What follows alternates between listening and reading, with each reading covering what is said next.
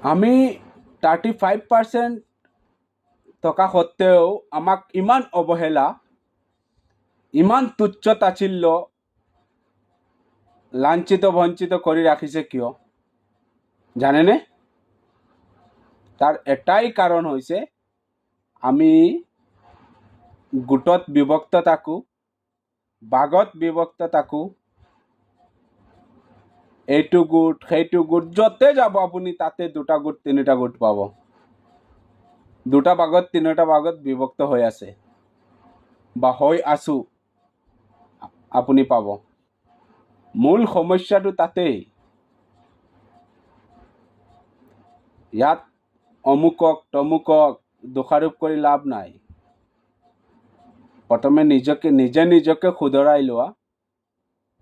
মই নিজকে শুধৰাব পাৰোঁ, ভাগ নকৰোঁ।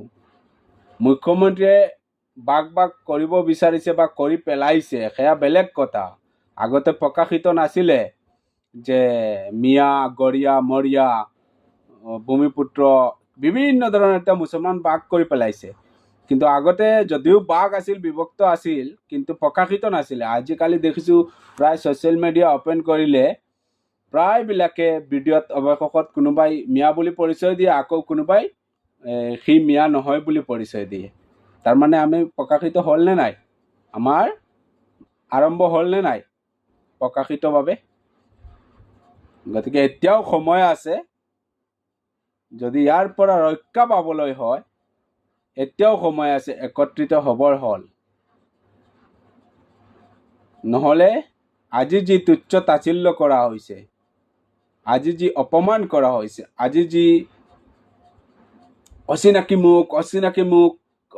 মুখ সন্দেহযুক্ত কৈ নিৰ্যাতন চলাই আছে, যাৰেই চৰকাৰ নাহক, যিকোনো দলৰ চৰকাৰ নাহক কিয়, এই সমস্যাটো থাকিবই যেতিয়ালৈকে আমি একত্ৰিত হ'ব নোৱাৰিম।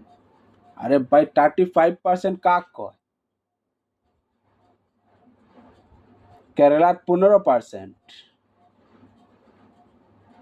কাৰোবাৰ সাহস নহয় কিয় তুচ্ছ তাচ্ছিল্য কৰাৰ, অপমাননা কৰাৰ, অপমান কৰাৰ, অৱহেলা কৰাৰ?